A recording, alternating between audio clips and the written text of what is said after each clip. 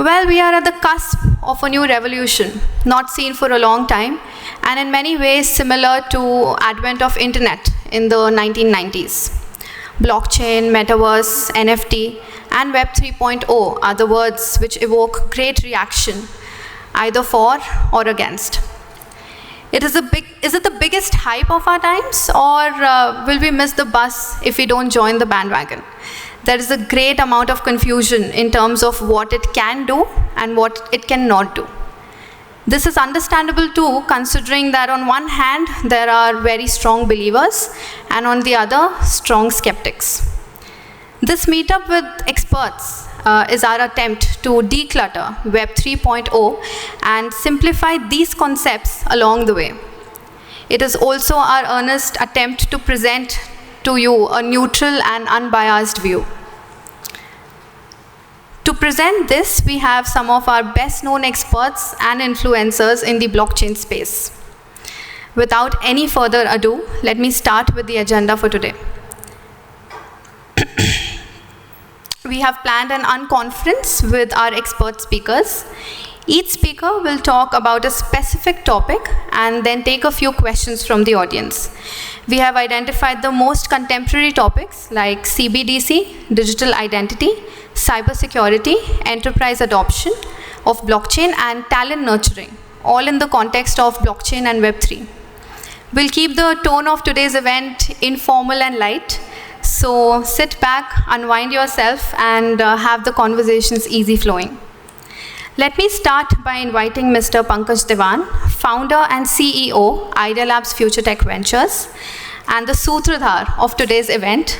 May I now invite one of the most prominent faces in the blockchain ecosystem, Mr. Prasanna Lohar. A true blockchain evangelist, he wears multiple hats and is amongst the most visible faces of the blockchain ecosystem across India. He is currently the CEO of Blockstack.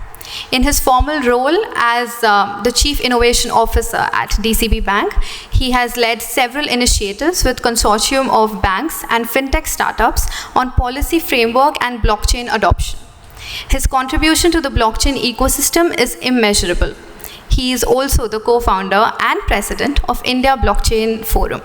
The next speaker I have the privilege to invite is a person you would rather be familiar with by watching on TV almost every day, on the subjects of blockchain, crypto, and other related issues.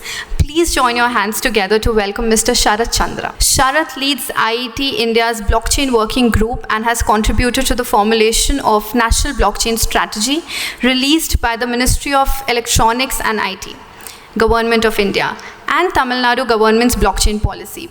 He led strategy and advisory initiatives for Government Blockchain Association, India chapter from 2018 till March 2021. He is a part of Ministry of Electronics and IT's Blockchain Center of Excellence, APIARI. Sharat is featured regularly in leading publications such as Business Today, Bloomberg Quint, Financial Express, Tech Circle, The Quint, Live Mint, Outlook Money, Cap Table, and Inc. 42. He has appeared as an expert commentator on all leading channels in India. India Today, NDTV, Republic Media, Mirror Now, News X, and CNBC Awaz. As a mentor for Barclays Rise, Barclays flagship fintech mentorship program, Sharat also conducts knowledge sharing sessions for startups. The next speaker I have the privilege to invite is a veteran and a very respectable leader in the cybersecurity space, Colonel Dr. Inderjeet Singh. He is a cybersecurity and blockchain specialist, notable industry speaker, an innovator, an influencer with proven success in spearheading strategic information security initiatives with experience of more than 29 plus years across a wide spectrum of areas spanning cybersecurity operations leadership and influencing policy level discussions in multiple organizations. Throughout his career, he has parlayed his extensive background in security and a deep knowledge to help organizations build and implement strategic cybersecurity solutions.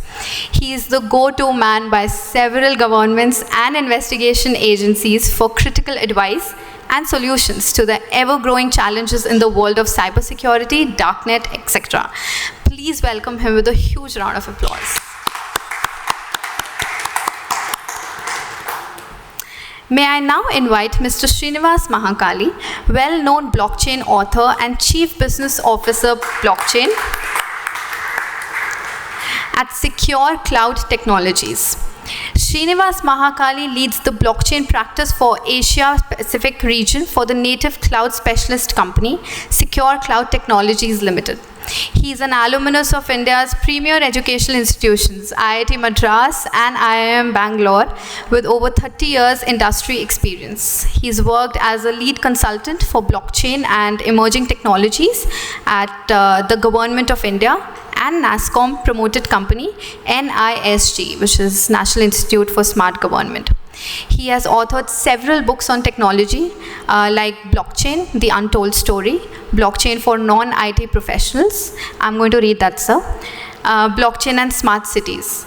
He also co-authored books like Secure Chains, Cybersecurity and Blockchain, AI/ML powered agents of automation, Blockchain Consortiums, the business model of the future, etc. Please join me in welcoming our esteemed speakers with a huge round of applause. Wow, it can't get better than this, can it? I would request Mr. Devan to navigate us through this session. Over to you, Mr. Devan.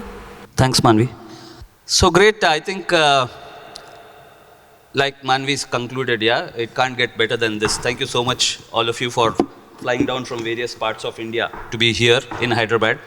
And as all of you know, Hyderabad is one of the booming centers for blockchain development. Government of Telangana and a lot of other partners started the blockchain movement quite early. So, and I think we'll also have few glimpses of that as we go throughout the day. But the approach that we have planned for this is a little informal and unconference.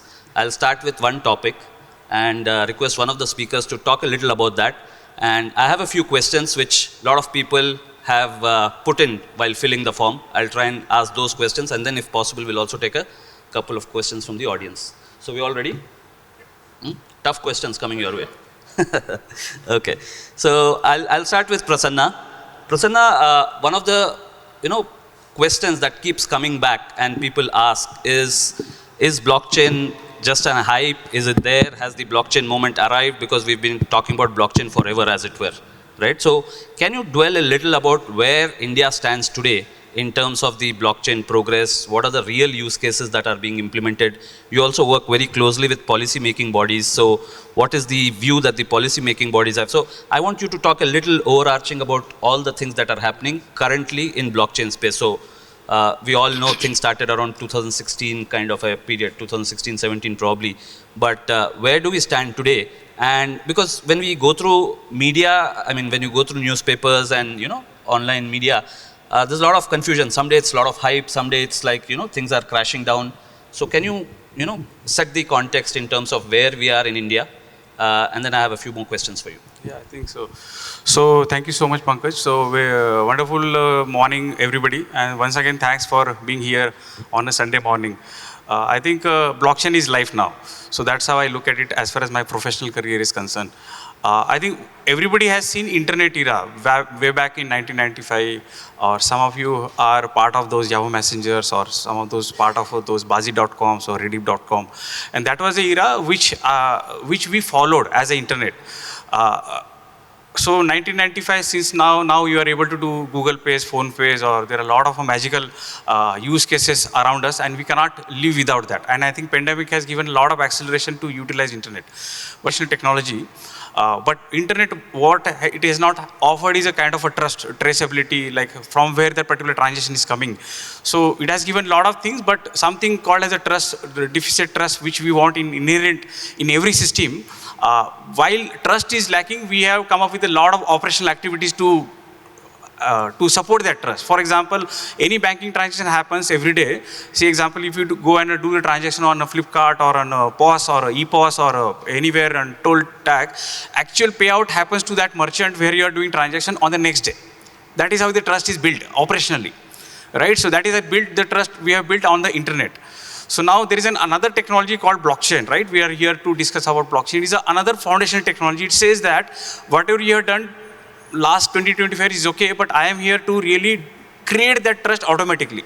That's in a simple language we can say. So what does it mean? Any transaction you do it today on a blockchain network, it can settle, reconcile immediately, and the payout, like pay back to that merchant, where it happens immediately. So now you can imagine what more such use cases are there on the internet where trust is needed, and automatically those kind of use cases smartly automated with the help of a blockchain.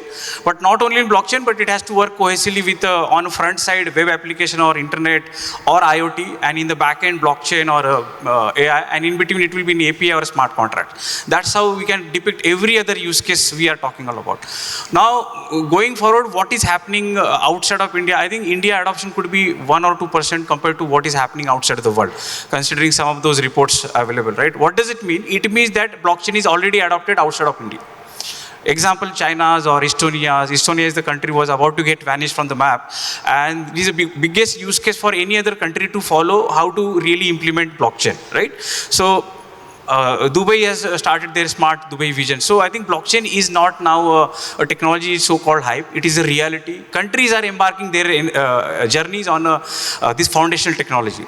Now, why to leave behind, right, as India? So I think at the India level also attention come from METI and the government of India. I think in Atmanirbhar, when we started, PM has announced we should use highly active emerging technologies called blockchain. So that is the attention is coming from top. So national strategy paper, we have seen a couple of national strategy paper at a India level.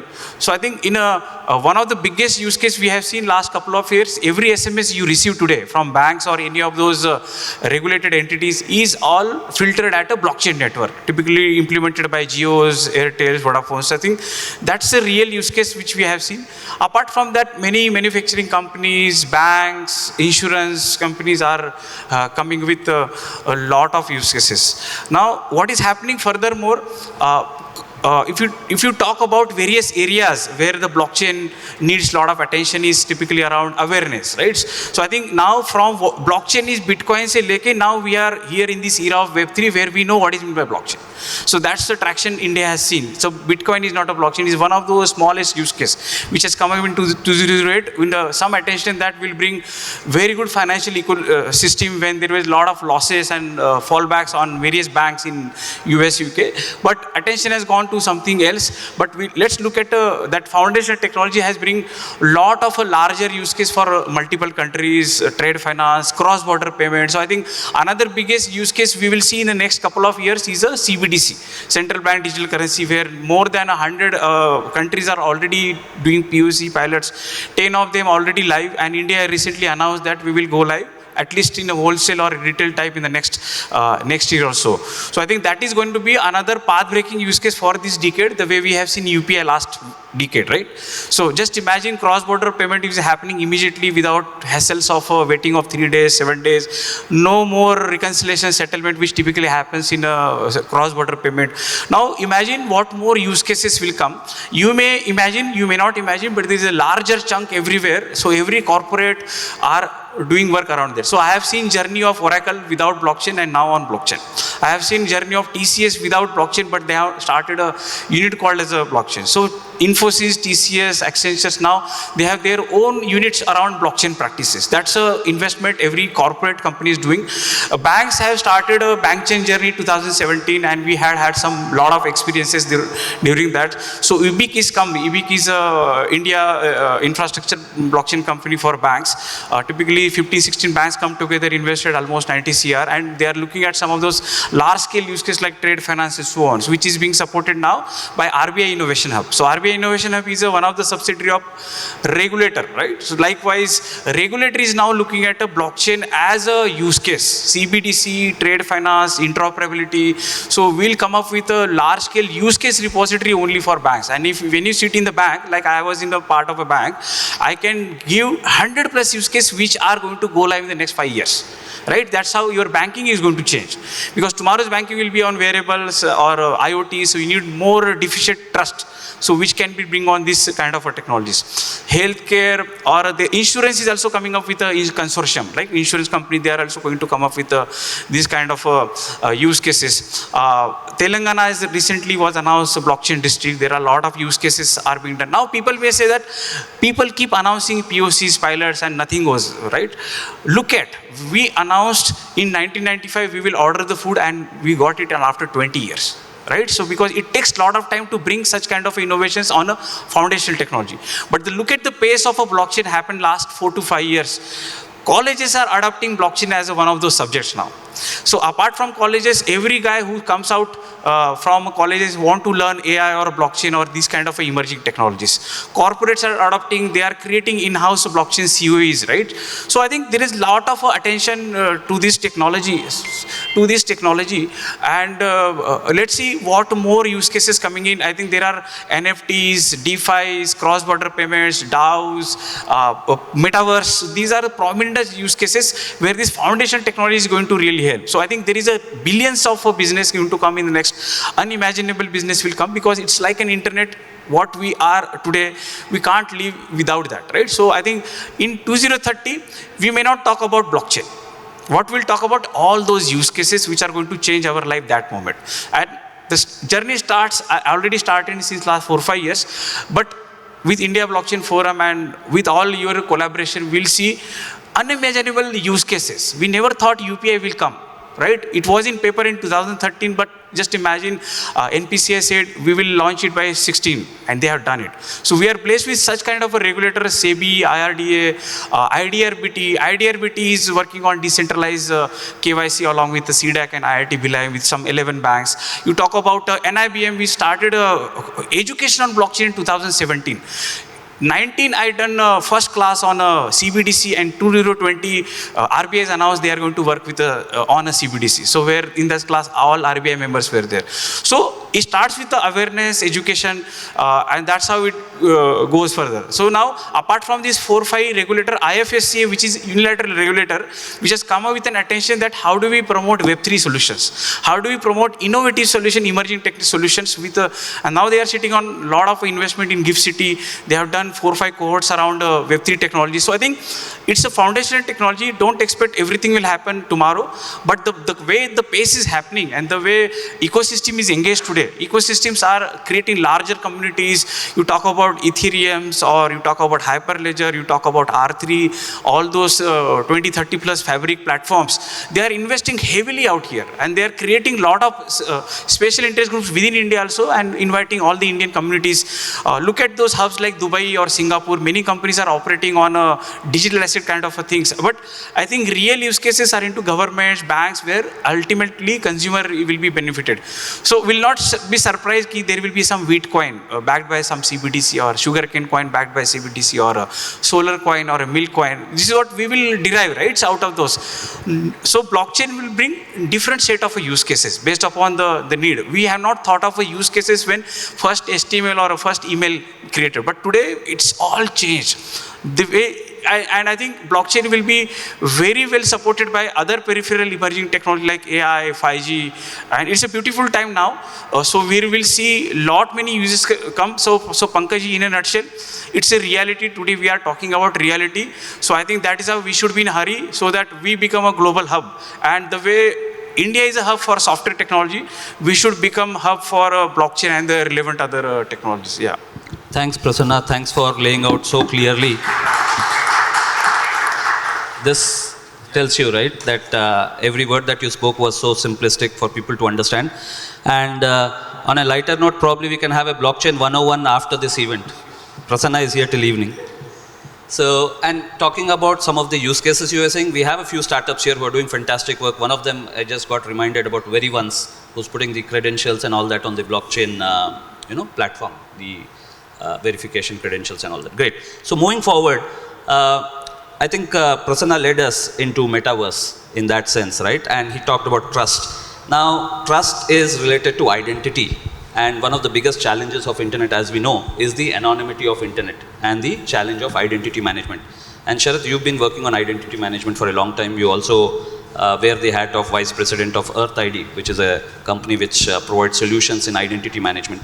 Can you dwell a little about identity, and identity probably in the context of metaverse? Because The way it looks is we will probably all be having this kind of a conference next time around in metaverse rather than in the physical world. So do you want to talk a little about identity management in the context of CBDC also, metaverse also, all yours? Sure.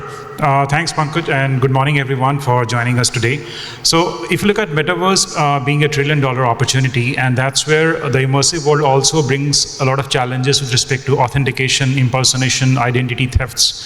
So the existing Web 2 models of identity may not be sufficient to ensure that we are interacting with right set of people. So when it comes to stakeholders, and that's why when banks are moving into the space, they want to ascertain that, okay, they're engaging with the right set of people, and that's where verifiable credentials or decentralized identities, because at the core, they are one of the enabling, I would say, infrastructure layer of identity. So if you look at the Web3 stack, the base layer is the blockchain, right? And then you have the identity or the infrastructure layer, the staking layer. Similarly, you have governance layers, and built on top of that, application layers, and then access layers in terms of wallets. So in an immersive world or a metaverse, your wallet will be an identifier, right? And your wallet or the identity wallet will allow you not only to assert your identity, but also going forward, companies like Meta, they are looking at a metaverse wallet or a composite wallet, which will not only store your credentials, but also assets, tokens, central bank digital currencies. Now, let me relate this with what some of the banks are doing in India. I can't name the bank, but I'm engaged with one of them. So what they're looking at, they're looking at cross-border trade in metaverse. That's the first phase. Second phase is they're looking at reusable KYC using decentralized identity in the form of verifiable credentials. Let's say a bank is in metaverse and there are different entities in terms of insurance or lending or securities. If one person has been KYC'd once, so that verifiable credentials, and since verifiable credentials and DIDs are part of the Web3 standard, now they become the part of the Web3 standard, right? Open standard.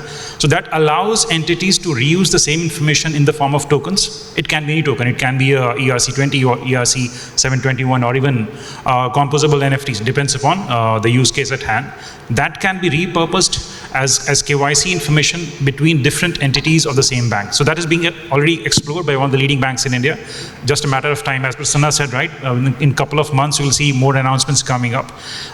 And so what will eventually happen is banks, especially Union Bank of India, it was made public that they are in metaverse now. So to begin with, they are putting out information with respect to products. Maybe this is the insurance product or the banking product.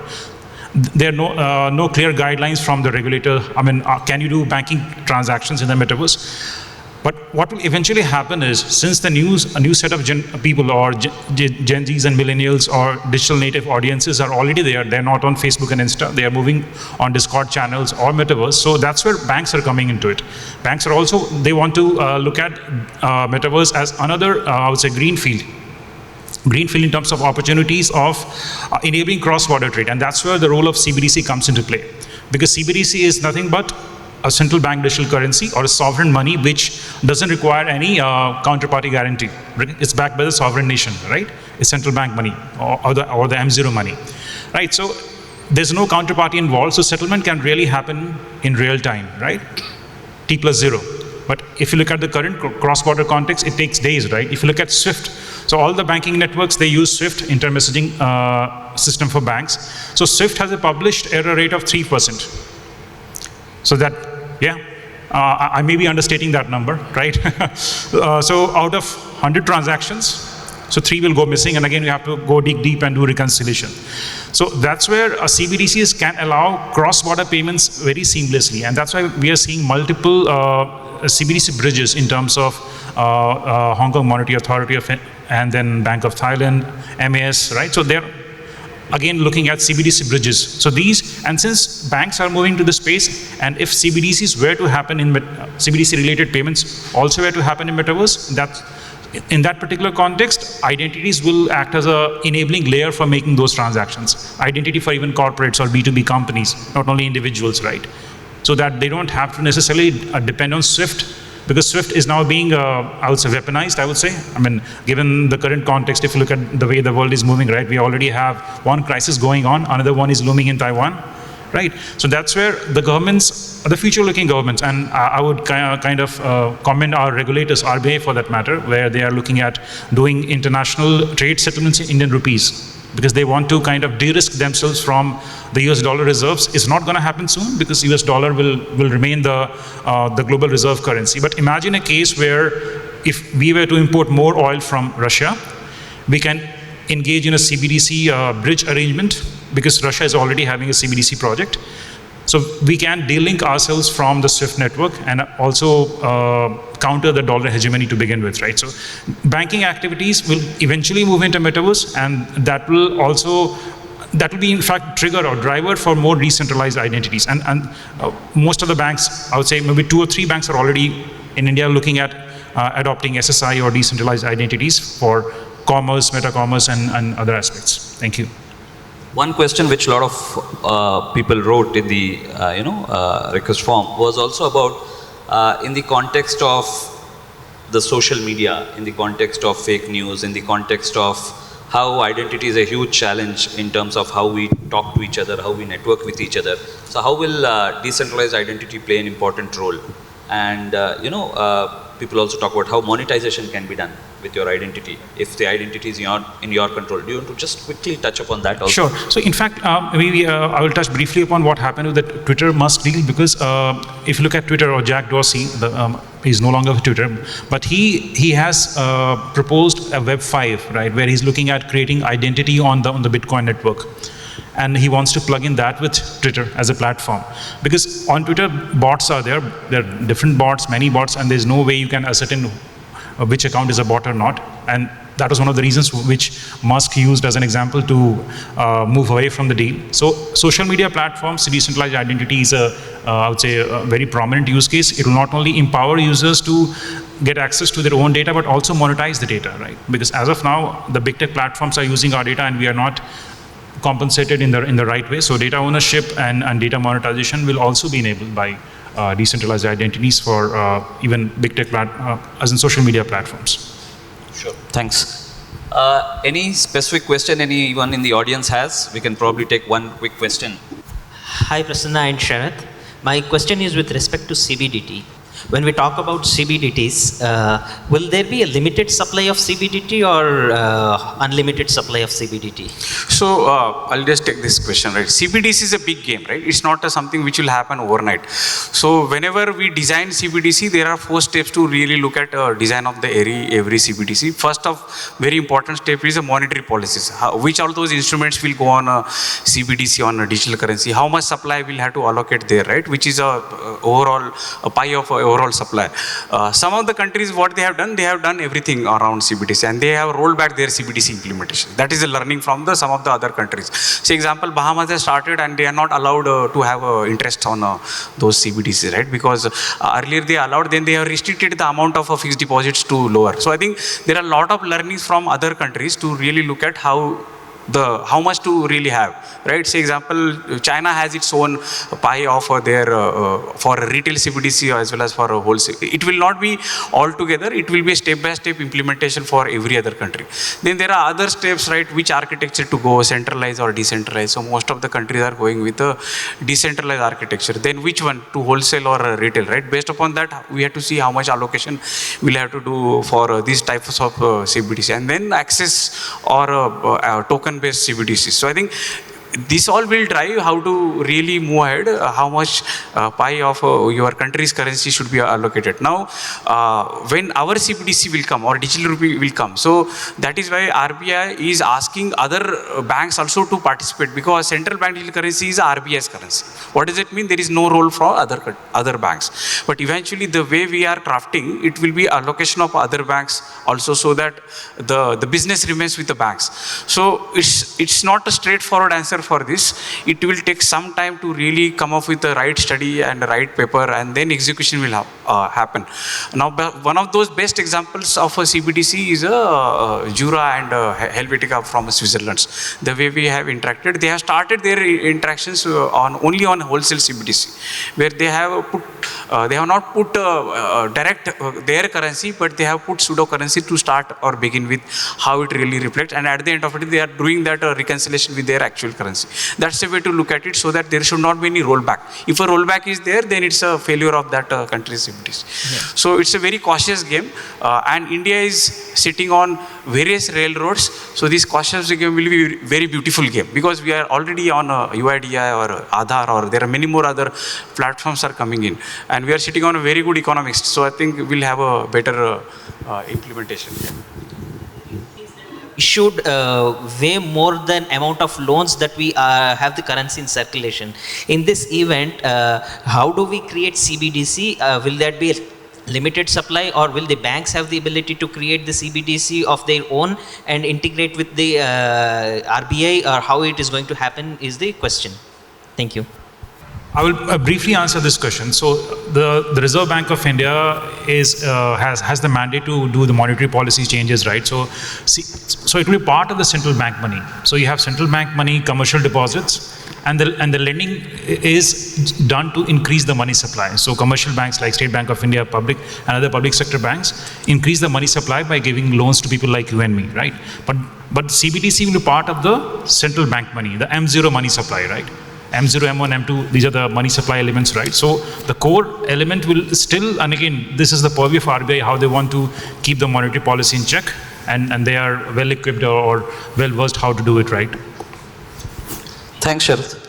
I think if there's a little more detailed explanation which is required, it can happen during the break. I see someone else also raising the hand. I'll take one question after this. We can have a lot of more questions during the networking session. With your permission, yeah.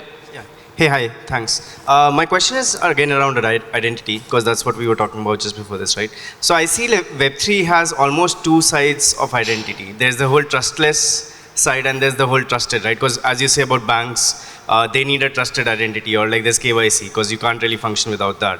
But then there's also a lot of Web3 where it's all about trustless transactions, where you don't have to really show who you are. And a wallet is just like an email, right? It's not a person, it's not an identity. You can have 100 wallets for different use cases. So not always would you even be tying them up together, and even for scammers or people who just want to keep things separate, you can just keep spawning new wallets, right? So how does that whole like trustless and trusted world even come together or work? Because even in case of Twitter, all you need to do to create extra accounts is just spawn new wallets and then just create new accounts. So how does that even, like, how do you think of both of these worlds coming together?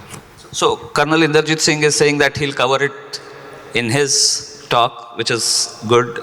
So thanks Sharath, and thanks Prasanna so far for navigating us this way. I know there are a lot of questions. We'll take it probably in the networking break so that we can move further. So Colonel Saab, this question leads us to your area of expertise, because we've spoken about use cases, we've spoken about CBDC, wallets, sabhi hoga, but safe hoga ya nahi hoga? Yeah, so thank you. It's really wonderful to be with all of you and wonderful discussions. And thanks Prasanna and Sharath for setting the context of, talking about what are the use cases, how the metaverse is going to come, Web3 is going to come, how the CBDC is going to come. But one of the most challenging things which is always there is about cybersecurity, and let's say with a pinch of salt, always we think cybersecurity as a last thing, right? And how many of the startups do have a cybersecurity as a added in their framework? I will say none. How many cybersecurity startups really work up on a blockchain? Very few. So, but then the talk about cybersecurity is really huge, because it's all money which is going. And while we say the blockchain is so secure, right, it's only the authentication of the hash codes which are secure. What happened to Solana, just last week, 8,000 wallets, money siphoned off through the APIs, right? So there's a bit of code which is there, bits and bytes, which are always hackable. That's where, I'm just taking one example there, n number of examples every day these days, right? So it's bits and bytes is a code which can be hacked. The vulnerability is there, right? Threats are there in a blockchain as well. So while we say blockchain is very secure, the transactions are secure, but your code is insecure. We never think of that. So one point as a takeaway, definitely you look in for putting cybersecurity as one of your key areas when you design the overall framework for the startups, right? That's one. Second, coming on to the Web3 and the metaverse, and there was a question about the Web3 and the bank which is coming on a Web3 and a metaverse. So, and one of the studies which is there by the Citibank, which most of you would have studied, it's saying almost $13 trillion economy by 2030, right? And 5 billion people on the metaverse. If I look for a figure of 7 billion as a population, say 10 billion by 2030, just imagine 50% of the population, as per them, as per the study, is going to be on metaverse. If that is going to be on a metaverse, those are the challenges of cybersecurity on the metaverse. So security is not going away when I'm talking of metaverse. And what are the three challenges? That's what somebody was talking of. The three major challenges are the monitoring of the users who are there, manipulation of the users who are there, and monetizing the users. So if I look at all three parts, we have the great technologies, AR and VR, fantastic, right? But at the same time, when I say the monitoring of the users, whenever you put that VR or the AR headset, it starts taking all your gestures, your eyeball movement, your iris movement, your facial expression, your data points on the face, how you talk, how's your jaw movement, right? Your pulse rate, your dilation, right? And your respiratory system. So everything is going. That's what they're going to be monitoring you, right? When you come on to the manipulation part of it, once you have all these kind of details, your avatar can be created, and it can be using the deepfake technology, you can create somebody else, right? And that's the kind of cyber attacks which we are going to talk of. I'll develop on that as well. The third part is the monetization part. We crib about the Facebook, Google, stealing our data. So it's not going away anywhere. It's going to be there as well in the metaverse. Because whatever data it's picking up of your expressions, even your hand movement, because the moment you put a haptic sensor on the hand and arm and all movements, all gestures, all are being copied. And they are able to monetize that data to the advertisers. Now, the other aspect is the VR and the AR. The virtual reality we talk of, and I spoke of, everything, all your sensors, gestures, your information about you is being copied. That's not the only culprit. The AR is also equally culprit now. Now, the people who are going to be developing all the headsets, they're going to be storing all that data, right? Where is the data going to be? Who's going to be using the data? How is that data going to be stored? What are the encryptions in the data by the AR of your avatar? Remember, these are the kind of challenges what we are going to have. Now coming on, why a metaverse is so much of fire today? Because there's money in it. And every technology, if it's been backed by money, it's a lot of impetus, it picks up very fast. And the money is your NFT, the transactions what we are doing in metaverse. And we're already seeing OpenSea, that's a platform, we had a hack of NFTs of 1.7 million in the month of February. We've already seen that. So those kind of things are already there. Coming on to the metaverse, challenges are like in the cybersecurity aspect, we've seen rape happening in the metaverse. They're groping in the metaverse. They're bullying in the metaverse, right? There are kind of crimes which are in the metaverse which are already you have in the Web 2.0 social media. So nothing is going away, it's going to get only compounded. So how do you really safeguard? Because we're going to have phishing attacks, we're going to have the ransomware attacks because they can do your credential theft, your identity theft, and then they can really get onto you with your data and do the ransomware attack and ask for money in NFTs. So the cybersecurity is very critical, and then some bit of the cybersecurity is what Sharad touched upon. Your identity management is a very big topic, a very big challenge in the metaverse and the Web3 what we are talking. Your data security is another topic, right? network security becomes topic because there's so many endpoints which are going to come up. How are you really going to secure each endpoint? Today, we are still struggling with securing your normal network. You're just not gone beyond that antivirus and a firewall, which is all hackable. How are you going to do that? Right? So I'm not scaring you, but that's a fact. Right? And other thing which we are going to see is two things. The governance around the metaverse is going to be a big challenge. Because like your internet, this is a boundaryless environment. So how the governance are going to be there from each country, how it's really coming up. In the internet today, we don't have real any governance. There's always a fight for internet supremacy. We've not been able to do that almost 35 years now, right? So those kind of challenges are going to come up. Another thing, we are into the Web 2.0, we talk of the cyber cops, right? So it's a most used buzzword. Similarly, we're going to be talking of something, a meta cops, in due course of time, because the kind of crimes which I told you, you really need to think of the cops who can be there in metaverse to police that, because the criminals are going to be everywhere.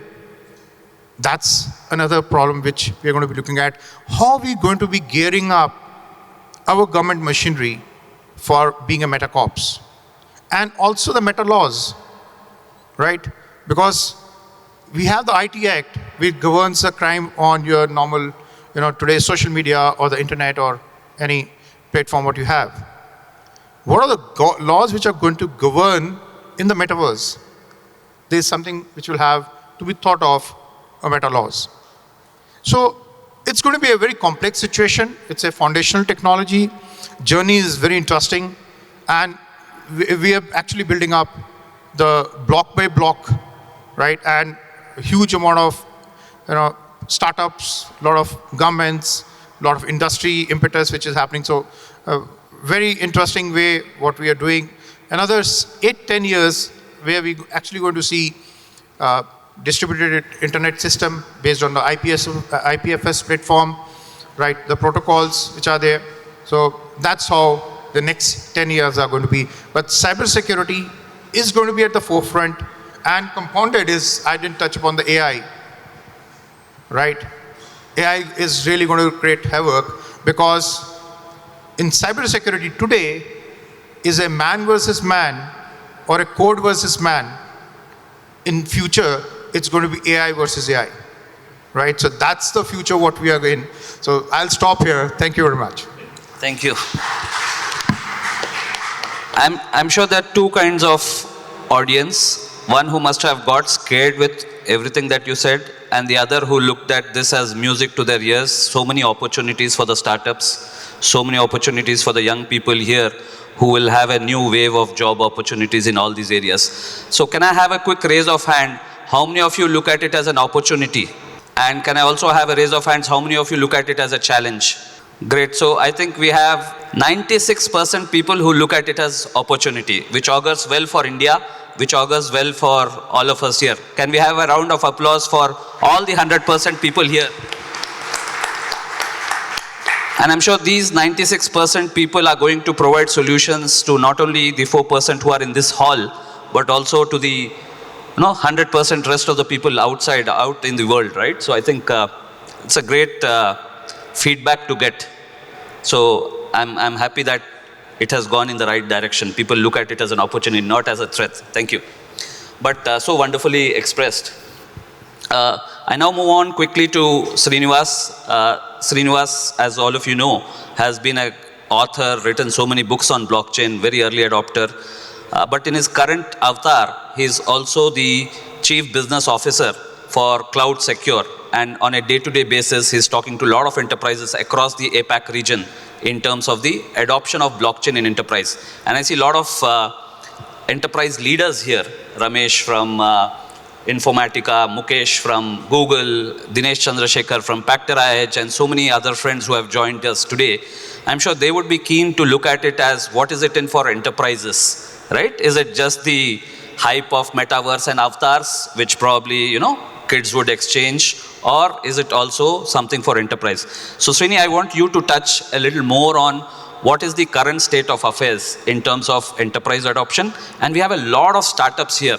So that should also help them in understanding, are enterprises prepared to adopt blockchain? So would you want to talk about it? Thank you, Pankaj, and also giving me the opportunity to be a part of the founding for team of IBF. And I think before me, eminent speakers have spoken a lot about different types of applications and use cases. Let me just try to capture the journey of this entire blockchain ecosystem in the past 4 or 5 years, how it evolved.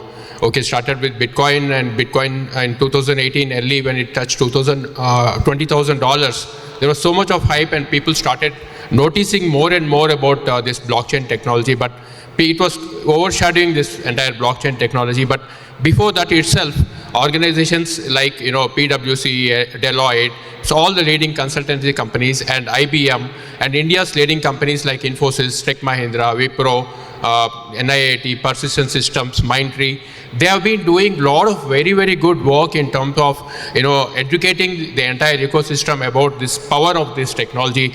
And they have churned out so many white papers and reports, and there were tons and so many meetups, and I attended so many meetups conducted when they were all part of it.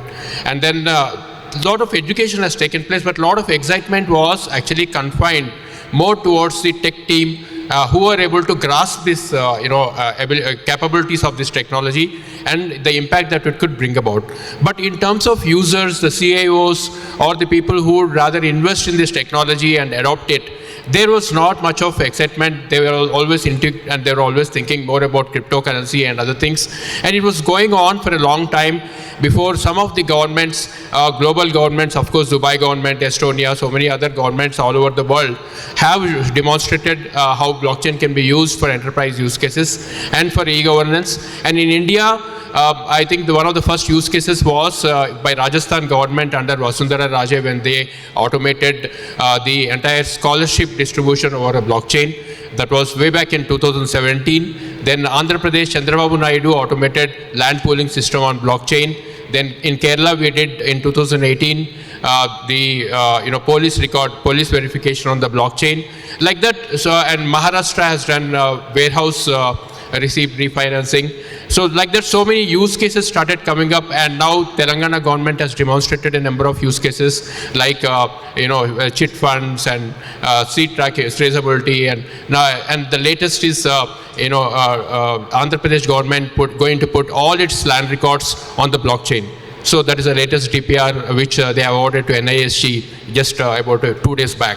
So now there is a big movement that is happening in terms of adoption of blockchain across the ecosystem, and none other than our Prime Minister Narendra Modi has gone again and again spoken about the utility of blockchain, how blockchain can excite investors, how blockchain can transform the way we approach businesses and impart trust, transparency, efficiency into whatever we do. So there is, once if our Honorable Prime Minister is speaking and governments like Telangana are adopting, obviously the utility of blockchain is now, leaves no question to be turned, right? Everybody now understands that it is the way to go, and daily you coming across more and more use cases. Prasanna has talked about so many use cases. So the enterprises have now, traditionally the big large enterprises who are supposed to invest in this, they have been very reluctant, and in investing this technology, because they know blockchain would render the systems trustless, right? Because the system is providing the trust, the algorithms are providing the trust. So then whatever the investments they have done in offering the trust, and they're trying to monetize all these things and dominate the entire their respective ecosystems, that is all under threat. So they were always trying to resist. They would try to stonewall any efforts to adopt blockchain. But as blockchain started permeating more and more, a lot of innovation is happening, a lot of smaller, it is becoming easier and easier to adopt to blockchain thanks to a lot of tools and technologies that have come about. For example, organizations like Settlement, Stacey,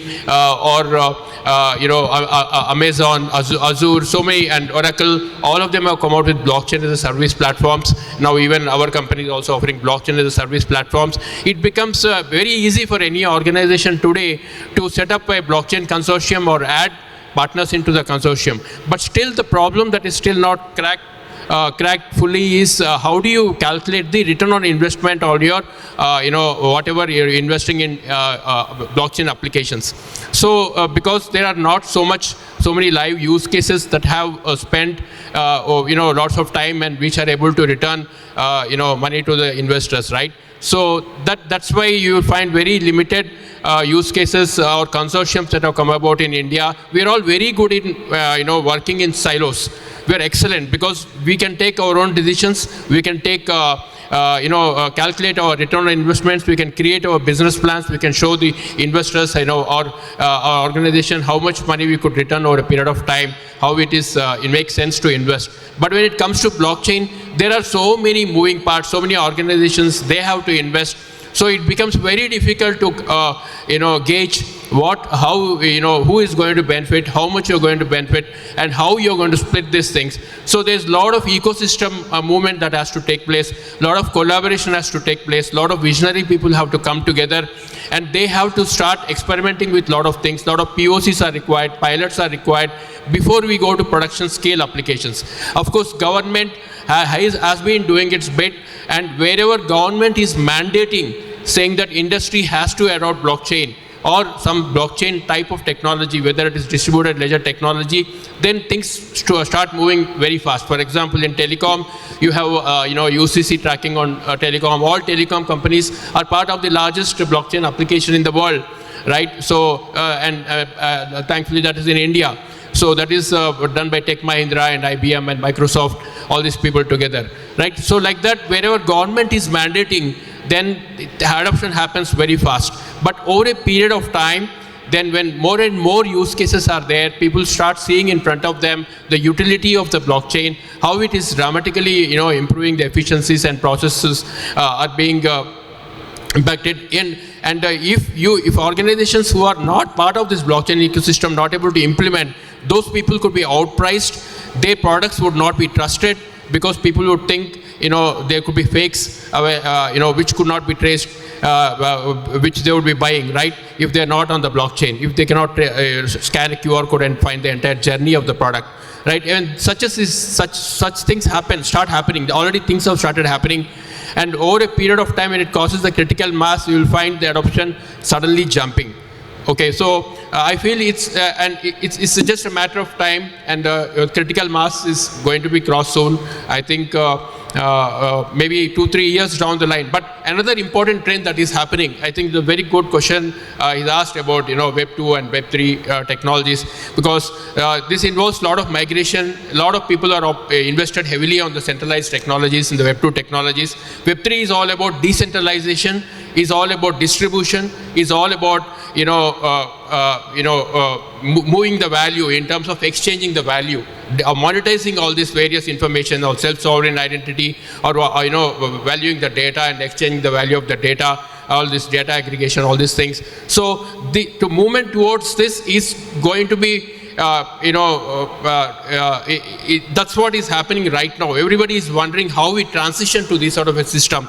And his question is very apt, because how do we, still people are unable to, especially in India where regulation is not very favorable, right?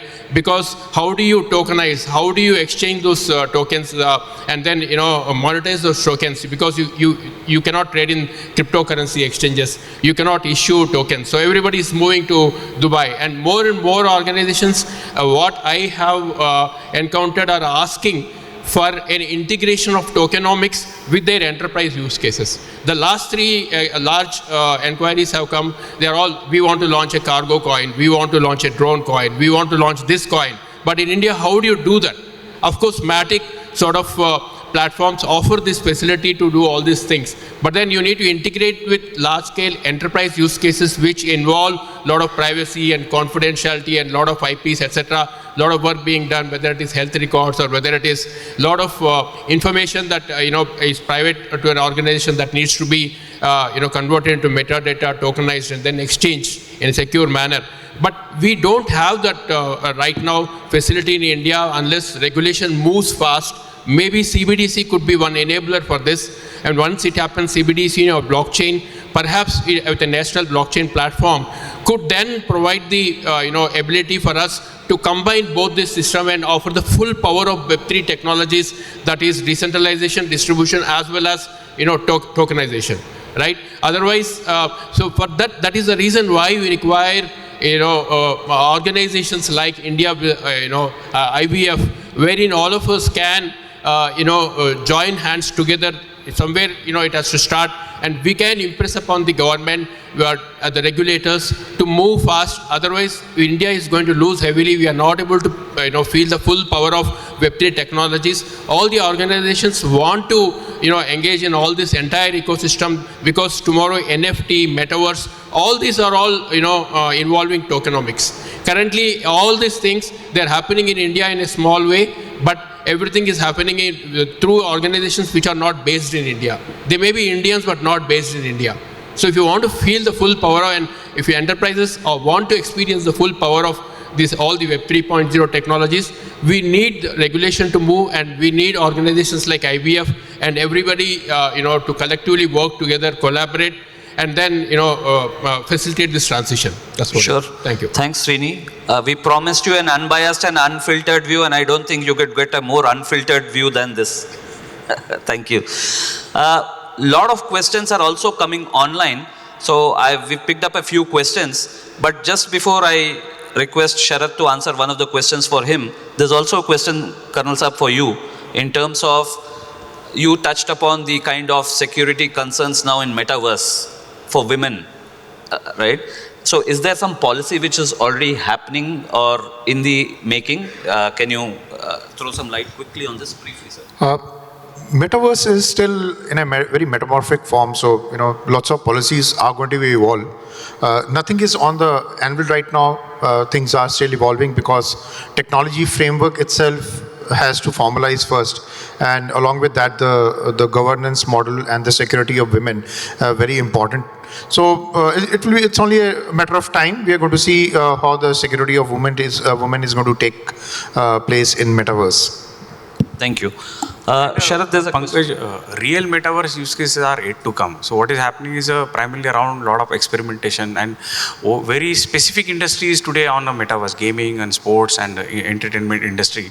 And when you look at a larger use cases, the way we have almost all use cases on web, then automatically we have had all these policies and cyber cops and many other areas where companies are going for cyber insurance and so on. So I think when banks will come on to metaverses, automatically they will come up with that kind of policies from regulators. So it's an evolving space, but the pace is quite huge. I think interoperability platform, or there is a consortium of 40 plus companies, and furthermore 40 will become 400 to create lot of standards around metaverse. I think this will be the one of those agendas: creation of policies, creation of compliance. The way we have OWC guidelines for mobile apps or web apps, the way we have a PCI DSS payment controls or security controls for web application mobile. I think certainly this is how another opportunities for the same companies to evolve. Otherwise, there is an end for those companies. Instead of end, I think as you rightly said, or everybody is agreeing, there are a lot of opportunities, immense opportunities we'll see, and I think that's how we need to. So since a lot of queries have come about policy issues, and I'm sure people sitting in the audience also would have a lot of questions related to the clarity of policy, and Srini emphasized so much about how do we move forward unless there is a clarity. There's one question here for Sharath. Sharath, the question is, metaverse identity and virtual lands and assets all need to be bought via cryptos in India as of now. Will the participation in metaverse be restricted because of that? I think very relevant question. Yeah, so I think the participation will be restricted as far as public metaverses are concerned, but the enterprise ones are getting more adoption. But again, we will not be using any tokenomics there. If you want to bring tokenomics, then crypto has to come in. So by that limitation, it will be restricted. Right. So I think it's more to do. And yesterday, the CEO of CoinEarth also messaged me and said that, can you put up a question on behalf of me? Can the government look at tokens separate from crypto? Can they look at NFTs separate from crypto? I'm sure some of these things are also being discussed at all levels in the government. But I think when Mr. Jayesh Ranjan is here, we'll also try and put some of these questions and see what is his opinion on that? Pankaj, I will just give one example that there is already a template out there. The Monetary Authority of Singapore, under their DPT license, has made an exception under utility tokens, what comes under utility tokens. So even in our laws, we can maybe use that as a template and create a separate exception for utility tokens, right? And define what will constitute a utility token so that we can also enforce relevant AML guidelines, FEMA guidelines, right? So that at least the enterprise use cases of tokenomics can be enabled. So we all have a reference model. I'm very hopeful because if you look at the way NPCI has worked in the last few years, the adoption of UPI that has happened, starting from TRAI in the telecom world to where we have come today, I think our regulators have generally lived up to the expectations. I'm sure they're all in the discussion. You also have the RBI sandbox, and just 2 days back there was an article by NPCI where they spoke about an all India blockchain platform, right? So I think these are all, a lot of work is happening behind the scenes. I'm sure about that. There's one question, other question which has come, which is about, we're talking so many opportunities, but what will happen to the talent development? I'm sure whether you're an enterprise or you're a startup, a lot of you sitting here have that question. And if there are some students here, I think this is your best time to say, I am blockchain ready or I am Web3 ready. But just to give a little understanding to everyone here, Telangana Academy for Skills and Knowledge, which is a government of Telangana body, they have launched several programs on blockchain. Tech Mahindra in collaboration with Idea Labs has launched several programs. So I think, again, there's an ecosystem which is getting created on that front also. I see so many other edtech companies now launching programs on metaverse, programs on blockchain, Web 3.0. So I think in general, there's a lot of enthusiasm across the ecosystem, and I'm sure we are heading in the right direction. But and the word is about skilling and reskilling, right? So we need to reskill ourselves, the older generation, and the guys who are younger, they need to skill themselves for all these technologies. Yeah, absolutely. Yeah. I mean, whenever I'm in doubt, I check with my son, and that gives me more confidence. So, I could talk to these gentlemen forever, but looking at the limitation of time, we'll end this conference here. I'm sure we've not been able to take all your questions. We'll have enough time during the networking also to have a one-to-one conversation. Thank you so much. Let me thank all our esteemed speakers here, and thank you all of you for such a lovely participation. Thank you.